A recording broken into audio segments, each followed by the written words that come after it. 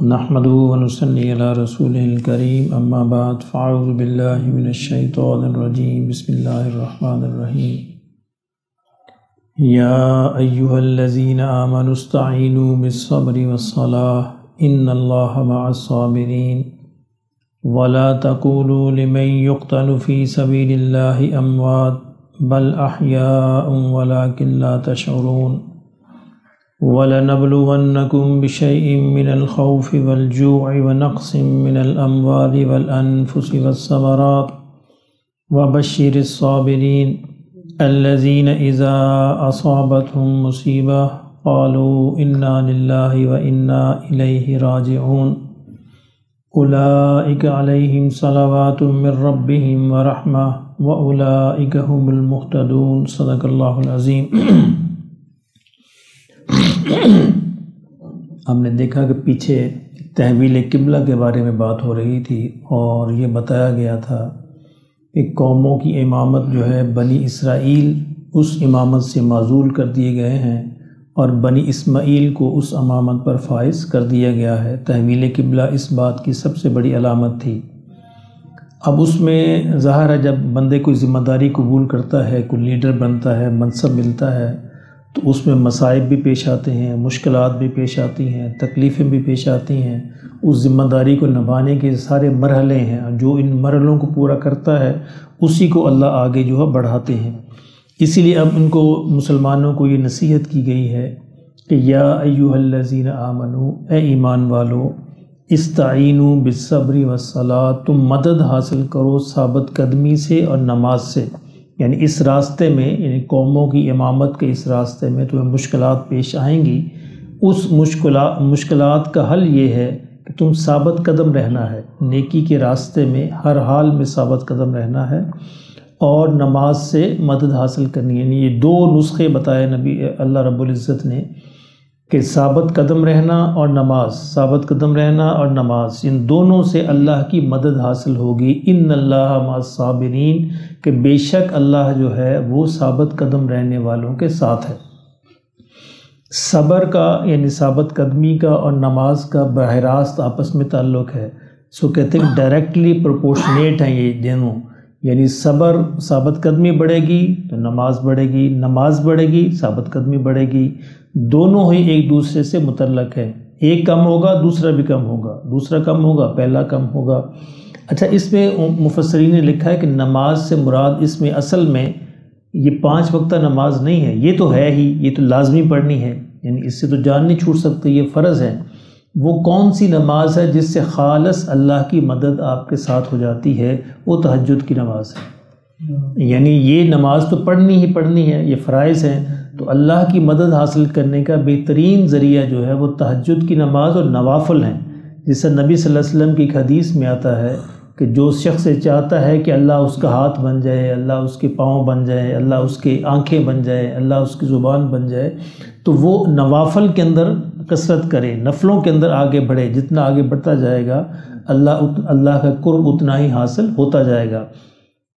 تو جو بھی کسی بھی دینی کام کے اندر آگے بڑھنا چاہتا ہو تو اس کے لیے ضروری ہے کہ وہ اس پہ ثابت قدم رہے اور ساتھ ہی ساتھ نماز کے اندر ترقی کرتا رہے، 5 وقتہ نمازوں کے علاوہ، یعنی نماز تہجد میں اور نوافل کی کثرت کر، جہاں بھی جب بھی موقع ہو، فرض نمازوں کے ساتھ بھی، اس کے بعد بھی، تو نوافل کی کثرت کرنے کی کوشش کرے۔ اچھا، ایک تو یہ بتایا گیا اور فرمایا کہ پھر اس راستے میں یہاں تک مشکل پیش آ سکتی ہے کہ شاید تمہاری جان بھی چلی جائے، اور اگر تمہاری جان چلی جائے تو پریشان نہیں ہونا۔ کیوں کہ وَلَا تَقُولُوا لِمَن يُقْتَلُ فِي سَبِيلِ اللَّهِ أَمْوَاتٌ، کہ ان لوگوں کو مردہ مت کہو جو اللہ کے راستے میں جن کی موت واقع ہو جائے، وہ مردہ ہے ہی نہیں ہے، بل احیاء، بلکہ وہ زندہ ہیں، وَلَٰكِن لَا تَشْعُرُونَ، لیکن تمہیں اس کا شعور حاصل نہیں ہے۔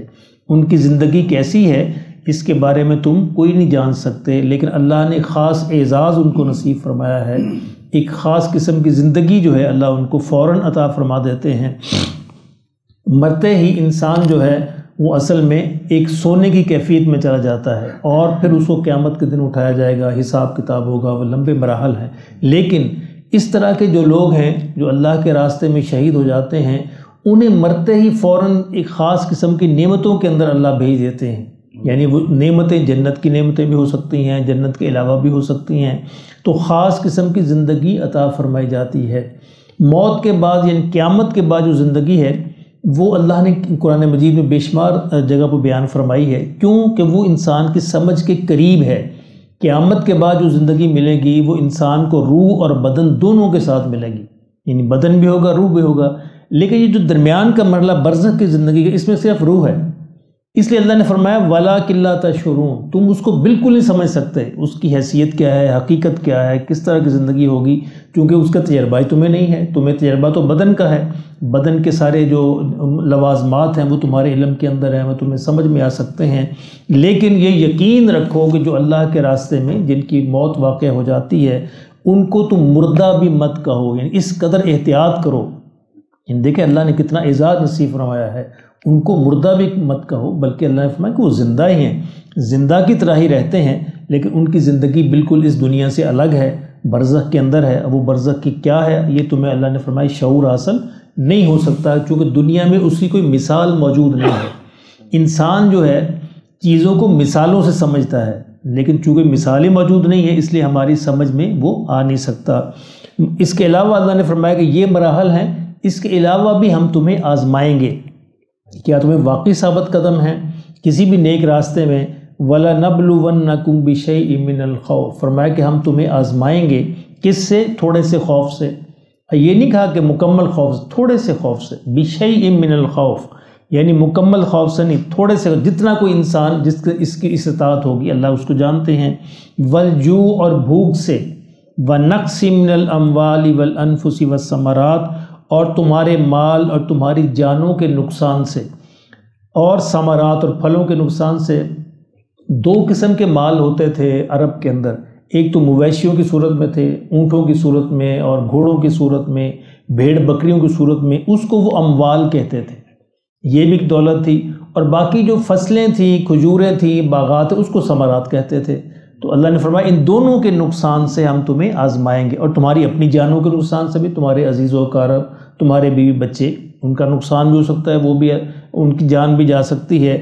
یہ ساری کی ساری آزمائش کی مختلف شکلیں ہیں، لیکن فرمایا کہ وَبَشِّرِ الصَّابِرِينَ، لیکن جو اس کے باوجود بھی ثابت قدم رہیں، دین کے راستے پر قائم رہیں، اللہ کا راستہ نہ چھوڑیں، ان کی نگاہ پھر بھی اللہ کی طرف رہے، ان کو خوشخبری سنا دو، دنیا کے اندر کامیابی کی بھی، کون سی خوشخبری ہے، اور آخرت کی کامیابی کی بھی، یہ ہے خوشخبری ان کے لیے۔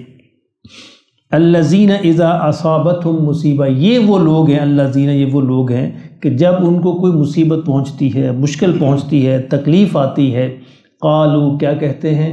انا للہ، بے شک ہم اللہ ہی کے لیے ہیں، وانا الیہ راجعون، اور ہمیں بے شک اسی کی طرف لوٹ جانا ہے۔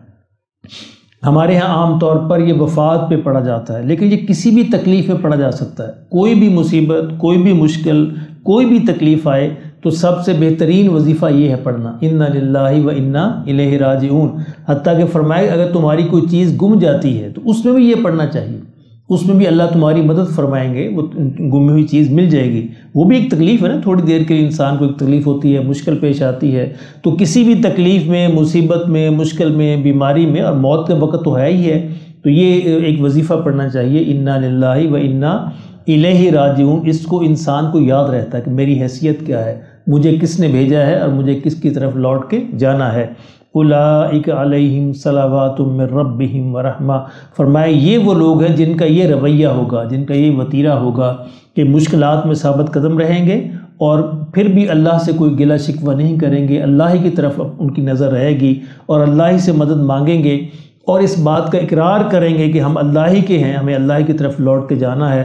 فرمایا ان کے لیے رحمتیں ہیں، اولئک علیہم صلوات من ربہم، ان کے لیے اپنے رب کی طرف سے بے شمار خوشخبریاں ہیں، بے شمار عنایات ہیں، اور بے شمار رحمتیں ہیں۔